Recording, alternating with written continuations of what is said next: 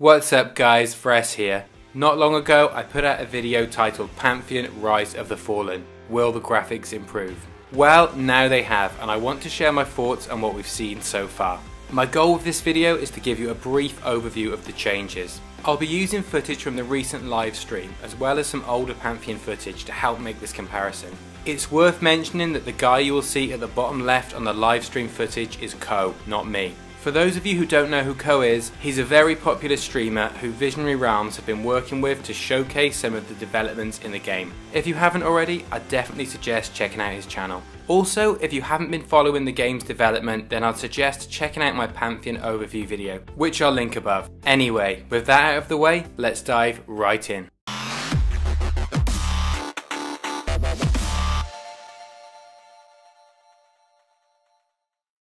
First up, I want to answer a question that I've had a lot since making my last video, and that is, why didn't the graphics look as good previously? Well, the answer's pretty simple. The game isn't finished, and Visionary Realms made a design decision to focus on gameplay before graphics, which, as I mentioned in my previous video, is exactly what I think they should be doing. This is the opposite approach to what we're seeing with some other upcoming MMOs. There are a few upcoming titles that I feel have shown us some very impressive visuals, but very little in terms of actual gameplay, which I honestly think is a much bigger concern. Of course, Pantheon has taken its fair share of criticism for showing graphically unimpressive footage in order to highlight early gameplay concepts. Unfortunately, it's a catch-22 for developers these days. Either they're criticised for not showing content during development, or they're criticised for it being incomplete, which is of course inevitable. Don't feel too bad for them though. They know that us gamers are an impatient bunch and they're still crazy enough to build a product for us. Some of the biggest improvements have been the changes made to the lighting system. Fidelity and light intensity have been increased, as you can see from these before and after cuts. Previously, the scene looked dull and lifeless. However, after implementing these lighting improvements, the world is totally transformed. Also contributing to the effect that we're seeing here are the improvements that have been made to shadow details. You'll see that characters don't lose their details when moving from light into shadow. It's actually quite amazing how much lighting can transform your experience in a game. For example, this cave scene is so much more immersive now that ambient lighting has been improved. The next major improvement that we've seen is the increased draw distance, which is now providing a really nice sense of scale and depth without sacrificing the level of detail or performance. Details can be made out at a surprising distance, as you can see from the footage taken from the top of this tower. Ko is able to identify and click on a guard standing outside of the very distant town, and can even make out details on the settlement walls.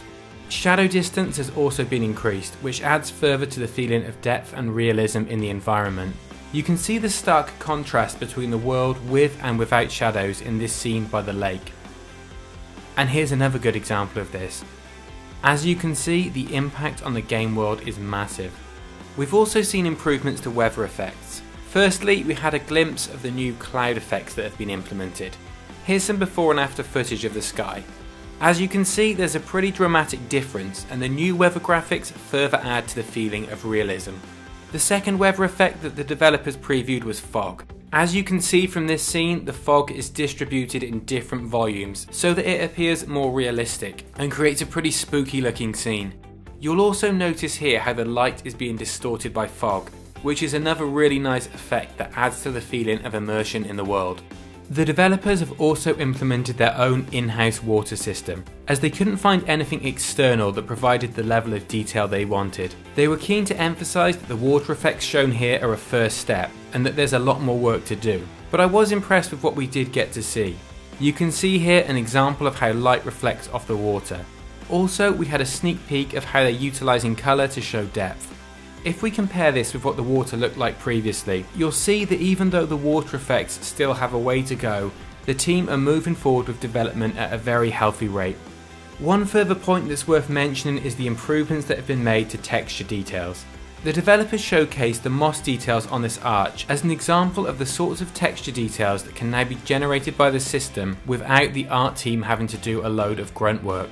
The idea here is to free the art team up to focus on being creative, which feels like a smart move considering that Pantheon are already running with a relatively small team. Like I said at the start of this video, Pantheon is still a long way from being a finished game, and we're definitely going to see further improvements prior to launch. there are still a large number of assets and animations that are either unfinished or being used as placeholders. An example of this would be the static flags currently in place on the top of this tower. But if that's the case, then why bother showing these assets at all? Well, this is essentially due to the way that graphics are being loaded in a batch, meaning that they're all sent to the GPU together. Therefore, it just doesn't make any sense to try and remove them for a demonstration. So what can we expect to see next? Well, the developers were very keen to emphasise that everything we've seen so far is essentially a first pass, and that we can expect further improvements in the near future. In the stream, they specifically mentioned improvements to lighting, weather effects, and overall improved performance in terms of technical art. Of course, sharing this kind of content so early on opens developers up to a lot of criticism. So I appreciate the fact that Visionary Realms are being so forthcoming with this information and delivering on their promises. So there you have it, my thoughts on the Pantheon graphics update. Let me know your thoughts in the comments down below. Also, if you liked the video, please remember to subscribe to my channel for regular content, and I will see you next time.